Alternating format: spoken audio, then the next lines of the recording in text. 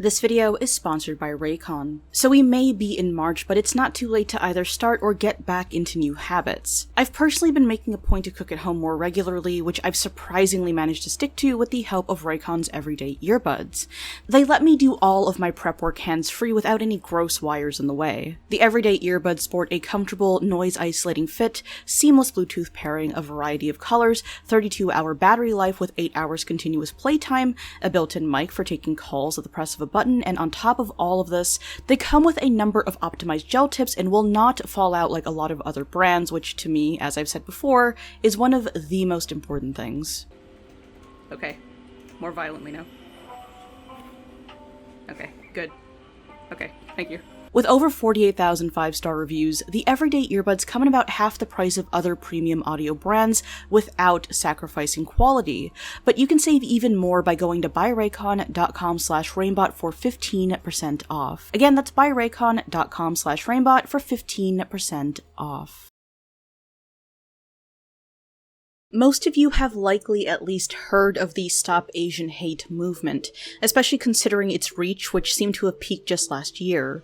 It seems now that the wider public has stopped talking about the issue, but just because the hashtags have dwindled down doesn't mean the problem has subsided. I remember a lot of venom when this movement was in the spotlight. People saying that it wasn't even a thing that was happening, or trying to use it as a way to pit one group against another.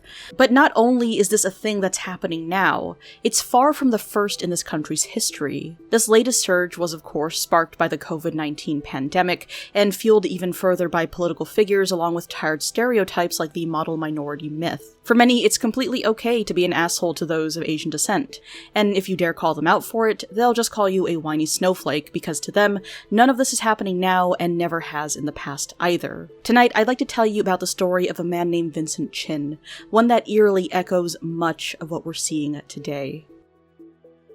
On June 19th of 1982, 23-year-old Vincent Chin and 3 of his friends were drinking at the Fancy Pants Lounge, a nightclub on Woodward Avenue in Highland Park, Michigan. The get-together was a bachelor party for Chin himself. He was due to be married the following week, so naturally, when things kicked off, spirits were high. Also present in the lounge that night were one Ronald Ebbins and his stepson, Michael Nitzel. The pair were paying close attention to the revelries, and at some point during the evening, Ebbins would witness Chin generously tipping a dancer, and this was enough to, quote, enrage him, according to witnesses. He'd begin hurling racist remarks, barking orders at the dancers, demanding that they not accept anything from Chin's party. In response, Vincent left his seat to confront his harassers, and from there, the situation escalated. The 2 men would continue their torrent of verbal abuse towards Vincent and one of his friends, Jimmy Choi. In retaliation, Chin physically attacked Ebbins, and in response, Ebbins would attempt to use a chair as a weapon. One broken chair and some staff intervention later, all those involved had been kicked out. So the obvious question at this point is, why would Ebbins be so offended by a man that he didn't even know tipping a nightclub dancer? Well, the dancers themselves would later shed some light on this. According to them, Ebbins and Nitzel blamed Vincent Chin and Jimmy Choi for recent layoffs in the automotive industry. For a significant period of time, the trade was the backbone of Michigan's economy, but had recently taken a severe downturn, the consequences of which are still evident to this day. Ronald Ebbins himself was employed by Chrysler as a plant supervisor, and his son Nitzel had recently been let go by the same company and since found employment at a furniture store. The dancers would quote the pair as saying the following: "You guys are the reason we're laid off. Because of little motherfuckers like you, a lot of Americans are losing their jobs." As it turns out, the catalyst here was the typical "they're taking our jobs" kind of excuse. But as is usually the case, their rage was born of ignorance and, above all, sheer stupidity. In the late 70s, the US automotive industry did indeed hit hard times, through a combination of factors both in and out of its control. The costs of oil and healthcare were rising, and this increased cost of doing business spelled trouble for the so-called Big Three: General Motors, Ford, and Chrysler. The jump in outgoings led these mammoth companies to downsize their plants. A series of poor business decisions on the part of the corporations themselves would also exacerbate their issues. What made things even worse was the stiff competition that had gained a foothold in the US market. Brands from Europe, such as Volkswagen, Renault, and Fiat, and those from Asia, such as Toyota, Subaru, Honda, and Nissan, had grown in popularity by offering better fuel economy and including standard features that were typically additional extras in American-made cars. These would be things like radio, electric windows, AC, and even central locking. Now, to put it bluntly, the overseas competition was making better vehicles and offering customers more for less. And even with this very rudimentary explanation, it's clear to see that the downturn for Michigan's car industry was not as simple as "they're taking our jobs." Rather, it was the result of unforeseen economic issues, questionable business practices, and good old-fashioned free market working as intended. What makes the rest of the night's events even harder to stomach is that not only were the perpetrators absolutely clueless about the industry they claimed to supposedly be so protective of, but they were also clueless when it came to geography. Anyone who is somewhat familiar with cars will recognize that the Asian manufacturers we mentioned earlier are all based in Japan, and as far as Asian countries go, it was Japan who had staked its claim in a sizable piece of the American car market at the time.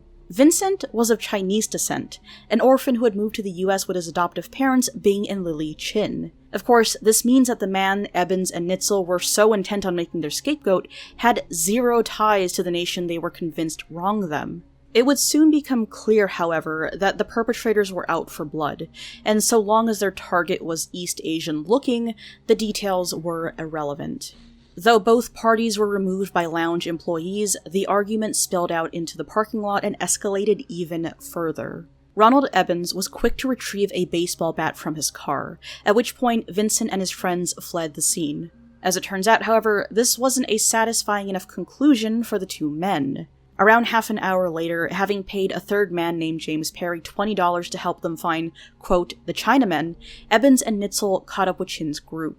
According to childhood friend Gary Koivu, after the pair had tracked their party down, they cornered Vincent, and that's when Ebbins struck his leg with the aforementioned baseball bat, effectively incapacitating him. Nitzel aided by holding Vincent down while his stepfather dealt several blows to his head and torso. Vincent would speak before losing consciousness. He said, "It's not fair." These would turn out to be his final words. Customers inside a nearby McDonald's, including two off-duty police officers, witnessed the attack. The officers rushed outside to intervene, though the damage was already done.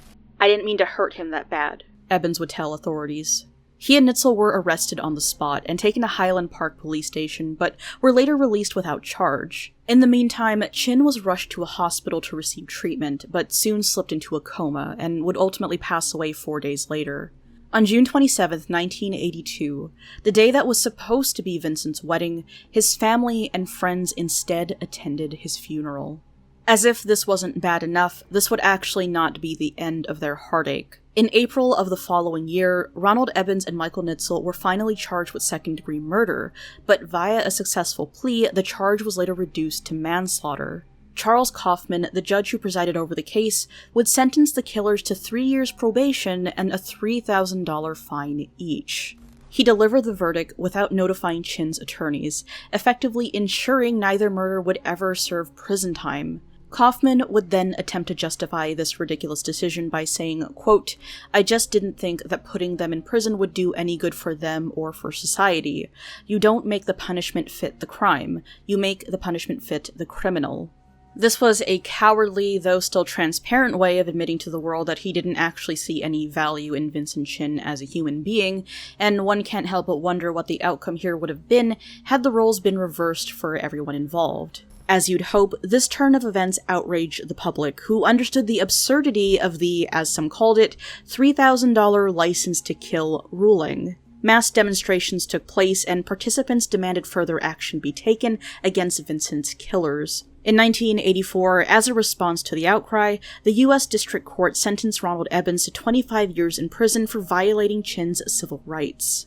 Unfortunately, and maybe even predictably, this was short-lived, as the sentence was later thrown out on appeal and a retrial ordered. The retrial took place in Cincinnati, Ohio, home to a community with next to no Asian Americans among them. In '87, the second trial ended with an acquittal for Ebbins, but this didn't mean the fight was over.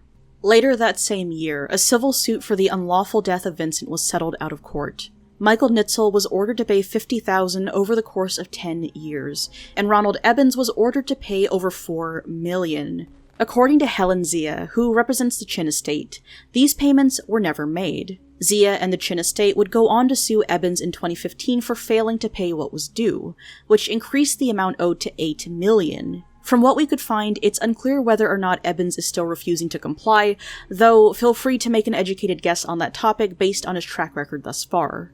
Frustratingly, justice was not served in this case, and the tragedy was never treated with the gravity it deserved by any authority, even after repeated, lengthy legal proceedings. Even decades later, certain public figures would attempt to deflect or downplay the crime, and most notably this happened with Congressman John Conyers. During a 1998 hearing, Conyers would refer to the case, stating, quote, "The problem was, it was political, it was not racial. It was about the automobile industry. This was a Japanese American and they were thinking about imports and exports." Not only would he neglect to mention the killers had paid a man for help finding, quote, "the Chinamen," which undercuts his point entirely, but he'd offer his patentedly false interpretation of their motive while wrongfully stating that Chin was Japanese American.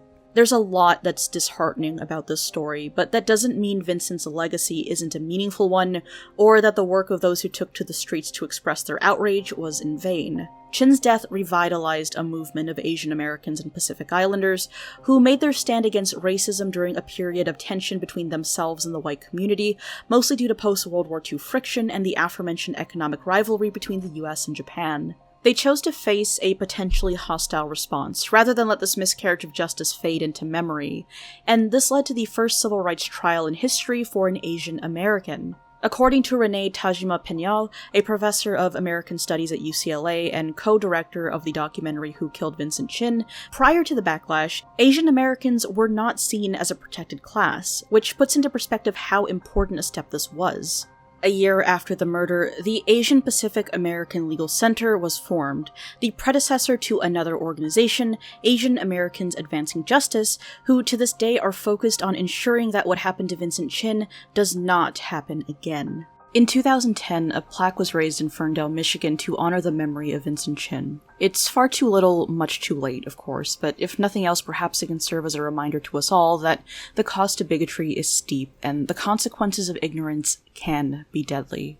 This video was researched and written by Lux Noctis, edited and fact-checked by Darkfire Productions, with additional writing by yours truly.